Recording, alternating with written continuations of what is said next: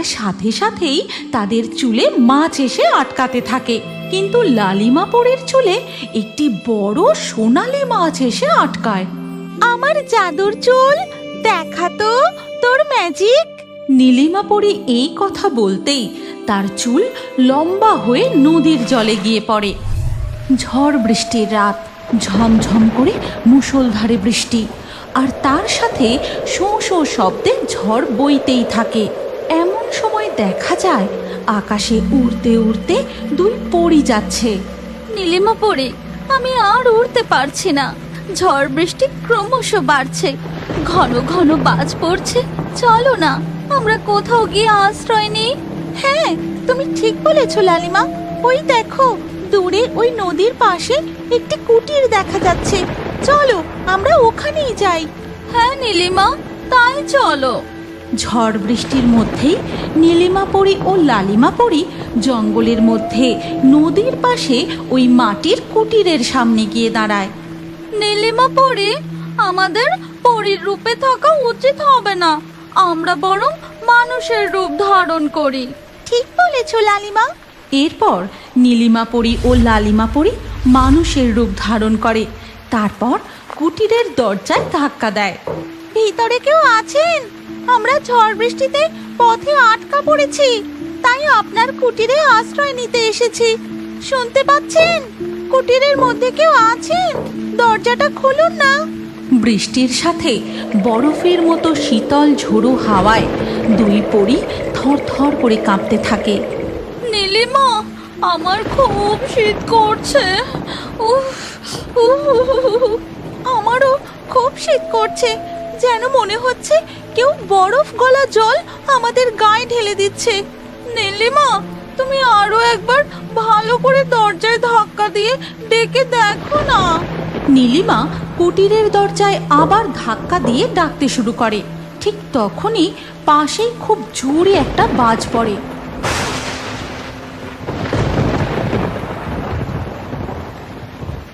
আকাশ ডাকার শব্দে কুটিরের মধ্যে বসবাসকারী কুঁজো বুড়ির ঘুম ভাঙে। তারপর, কে কে ডাকে আমায়? বাইরে কে গো? এই জঙ্গলে আমার খোঁজ নিতে আসার তো কারো কথা নয়। যাই গো যাই, দেখি আমরা ঝড় বৃষ্টিতে পথে আটকা পড়েছি, তাই আপনার কুটিরে আশ্রয় নিতে এসেছি। দরজাটা খুলুন না। কুঁজো বুড়ি গিয়ে তার কুটিরের দরজা খোলে। বুড়িমা, আমাদের একটু আশ্রয় দেবে? এই ঝড় বৃষ্টিতে আমরা এই জঙ্গলে আটকা পড়ে গেছি গো। তোমার কুটির দেখতে পেয়ে এখানে এসেছি। আচ্ছা, বেশ বেশ, ঘরের ভেতরে এসো। তোমরা তো দেখছি বৃষ্টিতে একদম ভিজে গেছো। লালিমা ও নীলিমা বুড়ির কুটিরে প্রবেশ করে। তারপর সেই কুঁজো বুড়ি তাদেরকে জিজ্ঞাসা করে, আচ্ছা, তোমরা কারা? যুবতী দুই মেয়ে, দেখতেও ভারী সুন্দরী। তা গভীর জঙ্গলের মধ্যে দিয়ে কোথায় যাচ্ছিলে? ওই কুঁজো বুড়ির কাছে দুই পরী তাদের সত্যতা গোপন করে নিজেদের পরিচয় দেয়। ততক্ষণে বাইরে বৃষ্টিও থেমে গেছে। পাশেই হরিপুর গ্রামে আমাদের বান্ধবীর বাড়ি যাচ্ছিলাম। জঙ্গলের পথটা ছোট হবে ভেবে আমরা এই রাস্তা ধরেছি। আচ্ছা, বেশ বেশ। কুঁজো বুড়ি কাঁচতে কাঁচতে তার বিছানায় শুয়ে পড়ে। আর তাই দেখে, বুড়িমা, তোমার তো দেখে খুব জ্বর গো। 2 দিন হয়ে গেল কিছু খাওনি। জ্বরে খুব কষ্ট পাচ্ছ, তাই না? হ্যাঁ মা, 2 দিন আমার উনুন জ্বলেনি, ভারী জ্বর। ঘরে খাবার মতো চাল ডাল ফুরিয়ে গেছে। এই জ্বরে বিছানা ছেড়ে উঠতে পারিনি। কিন্তু এই কথা তুমি কেমন করে জানলে? আচ্ছা বুড়িমা, তুমি গ্রাম ছেড়ে এত দূরে জঙ্গলের মধ্যে একা কেন থাকো? তোমার কি কেউ নেই? সে কথা থাক মা, অন্য সময় বলবো। আমার যে বড় খিদে পেয়েছে। কুঁজো বুড়ির এই অবস্থা দেখে নীলিমা পরী লালিমা পরীকে বলে, লালিমা, এই কুঁজো বুড়ি খুবই ভালো মানুষ, এনার জন্য আমাদের কিছু একটা করা উচিত। কিন্তু এই ঘরের মধ্যে তো আমরা জাদুও করতে পারবো না। চলো আমরা বরং কুটিরের বাইরে যাই। ঠিক বলেছ। বলি বুড়িমা, আমরা একটু বাইরে যাচ্ছি, দেখি তোমার জন্য কিছু খাবারের ব্যবস্থা করতে পারি কিনা। আচ্ছা ঠিক আছে মা। লালিমা ও নীলিমা কুটির থেকে বেরিয়ে তারা তাদের পরীর রূপে ফিরে আসে। তারপর, লালিমা, ওই দেখো সামনেই নদী। আমি নদী থেকে কিছু মাছ ধরি, আর তুমি জঙ্গল থেকে কিছু ফলমূল পেড়ে নিয়ে এসো। ঠিক আছে, তাই করি। লালিমা পরী যায় জঙ্গলে ফল পাড়তে, আর নীলিমা পরী নদীর পাড়ে বসে, আমার জাদুর চুল দেখা তো তোর ম্যাজিক। নীলিমা পরী এই কথা বলতেই তার চুল লম্বা হয়ে নদীর জলে গিয়ে পড়ে, আর সাথে সাথেই তার চুলের মধ্যে একের পর এক মাছ এসে আটকাতে শুরু করে। মনে হয় আমার চুলে অনেক মাছ আটকেছে। এবার আমি চুলটা উপরে তুলে নিয়ে আসি। নীলিমা পরী তার চুল জলের উপরে তুলে দেখে তাতে বেশ কিছু মাছ আটকেছে। সেই সময় লালিমা পরীও ফল পেড়ে নীলিমার কাছে এসে দাঁড়ায়। বাহ, ভারী মজা তো। তুমি চুল দিয়ে মাছ ধরেছো, আমিও ধরবো। কতদিন হয়ে গেল মাছ ধরিনি। আমার মাছ ধরতে খুব ভালো লাগে। এই বলে লালিমা পরী ও নীলিমা পরী দুজনেই তাদের চুল আবার নদীর জলে ডোবায়, আর সাথে সাথেই তাদের চুলে মাছ এসে আটকাতে থাকে।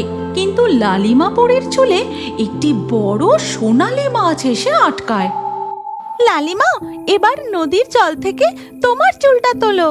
দুই পরী জল থেকে তাদের চুল তুলে দেখে, নীলিমা, দেখো দেখো, আমার চুলে কত বড় একটা সোনালী মাছ উঠেছে। হ্যাঁ, তাই তো দেখছি। মাছটা চুল থেকে খুলে পাড়ে রাখো। লালিমা পরী তার চুল থেকে সোনালী মাছটিকে খুলে পাড়ে রাখতেই সেই মাছটা হঠাৎ এক রাজকুমারে বদলে যায়, আর সাথে সাথেই নদীর জল থেকে মাথা তোলে এক স্বর্ণ জলপরী। তোমরা কারা? তোমরা কেন আমার সঙ্গীকে ধরেছ? ছেড়ে দাও, ছেড়ে দাও বলছি। স্বর্ণ জলপরীর গলার আওয়াজে কুঁজো বুড়ি তার ঘর থেকে বেরিয়ে আসে, আর নদীর পাড়ে দুই ডানাওয়ালা পরী, রাজকুমার ও জলে স্বর্ণ জলপরীকে দেখে কুঁজো বুড়ি এক্কেবারে অবাক হয়ে যায়। বন্ধুরা, তোমরা কি জানতে চাও কুঁজো বুড়ি কেন গ্রাম ছেড়ে জঙ্গলের মধ্যে নদীর পাশে বসবাস করে? আর এই স্বর্ণ জলপরী ও রাজকুমারের আসল পরিচয় কি? নীলিমা পরী ও লালিমা পরী কোন কাজের উদ্দেশ্যে উড়ে উড়ে যাচ্ছিল? এই গল্পের পরবর্তী পর্ব দেখতে চাইলে কমেন্টে নেক্সট পার্ট লিখে আমাদের পরীর গল্প কার্টুন চ্যানেলটি এক্ষুনি সাবস্ক্রাইব করে নাও। তাহলে বন্ধুরা, আবার দেখা হচ্ছে পরবর্তী গল্পতে। এমন সময় হঠাৎই ঝিলের জল ঘূর্ণিঝড়ের মতো ঘুরপাক খেতে থাকে। হঠাৎই জলের ঘুরপাক থেমে যায়। তারপরই জল থেকে মাথা তোলে এক অপরূপ সুন্দরী রহস্যময়ী সোনার জলপরী। অনেক দিন আগেকার কথা। শিমুলতুলি নামে এক গ্রামে 3 বোন বসবাস করত। তাদের নাম রুমি, মীরা ও জয়ী। এই গ্রামটি ছিল পুকুর, নদী ও ঝিল দিয়ে ঘেরা। নীল জল, পদ্মফুল ও সবুজ গাছগাছালির প্রাকৃতিক সৌন্দর্য দেখে চোখ এক্কেবারে জুড়িয়ে যেত। ওই 3 বোনের মধ্যে এ হলো মীরা, যার বয়স 19।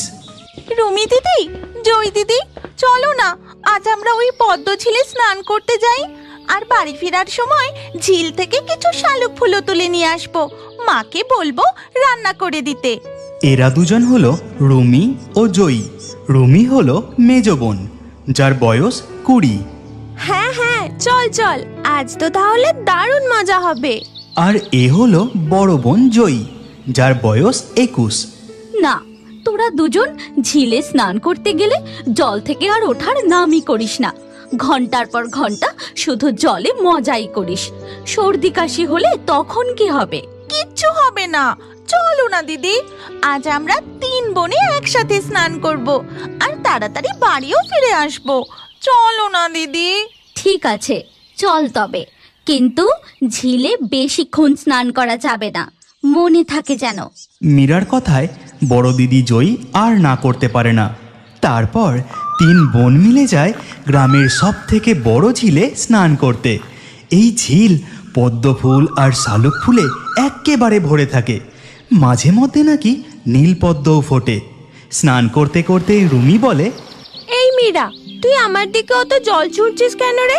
আমি তো একেবারে ভিজে যাচ্ছি। শোনো কথা, ঝিলের জলে স্নান করতে এসে বলে আমি ভিজে যাচ্ছি। এই বলে 19 বছরের মীরা রুমি ও জয়ীর দিকে আবার জল ছোঁড়ে।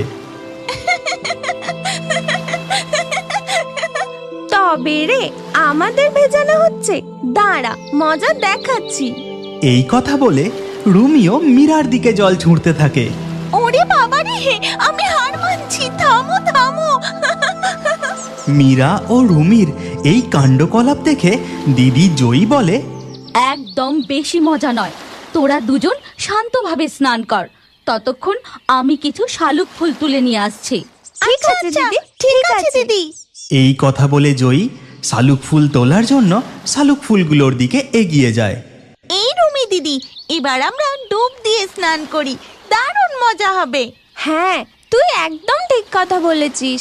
তারপর মীরা প্রথমে ডুব দেয় আর সে জলের উপরে মাথা তুলেই বলে, এই রুমি দিদি, দেখো না, জলে ডুব দিতেই আমার গলার কাছে কি যেন একটা অদ্ভুত জিনিস ঠেকলো। আরে কোনো মাছ হবে হয়তো, এই ঝিলে অনেক বড় বড় মাছ আছে। কিন্তু মীরা, তোর গলার হাড়টা কোথায় গেল? এ কি, সত্যি তো, আমার গলার হাড়টা কোথায় গেল? হে ভগবান, এবার মা যদি জানতে পারে তাহলে খুব বকাবকি করবে। এমন সময় রুমির হাতেও অদ্ভুত কিছু একটা স্পর্শ করে আর সাথে সাথেই জলের উপরে হাত তুলতেই সে লক্ষ্য করে যে তার হাতের সোনার বালাটা নেই। এ কি, আমার হাতের বালাটা কোথায় গেল? মনে হয় জলে কিছু একটা আছে, এটা মাছের কাজ নয়। তারপর রুমি ও মীরা তাদের দিদি জয়ীকে ডাকতে থাকে। 2 বোনের ডাকাডাকি শুনে হাতে বেশ কিছু শালুক ফুল নিয়ে জয়ী ঘাটের দিকে ফিরে আসে। কি হয়েছে? অত ডাকাডাকি করছিস কেন? আমি তো পাশেই শালুক ফুল তুলছিলাম।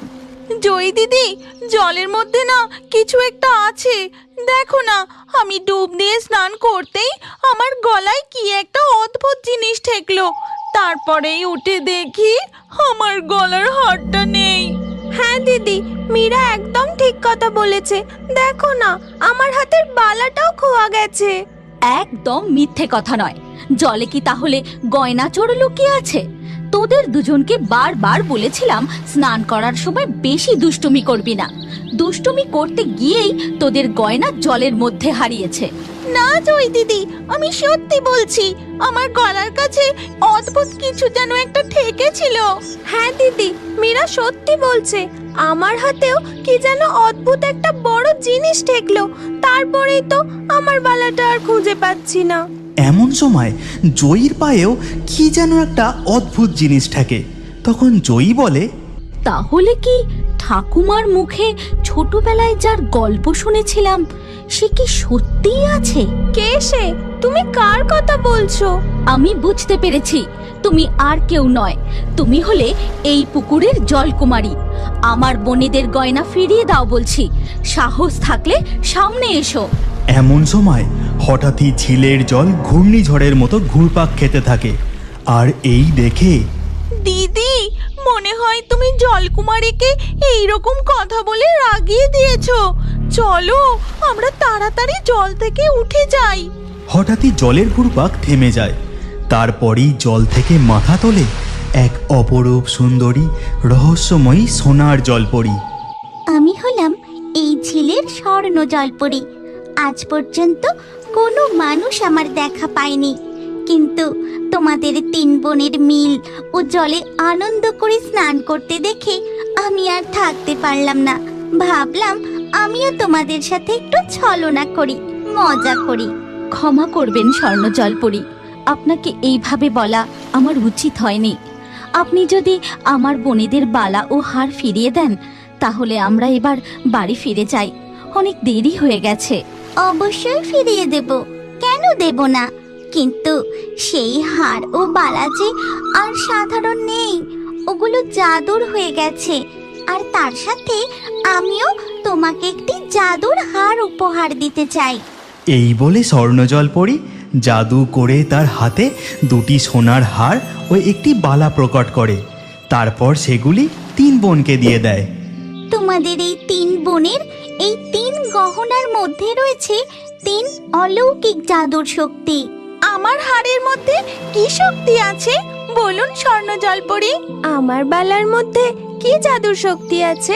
সময় এলে তোমরা ঠিক বুঝতে পারবে।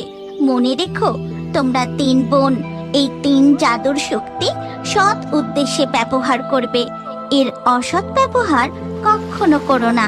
ঠিক আছে স্বর্ণ জলপরি। আর একটি কথা মনে রেখো, আমি যে এই পদ্ম ঝিলে থাকি কখনো কাউকে বলো না। ঠিক আছে স্বর্ণ জলপরি।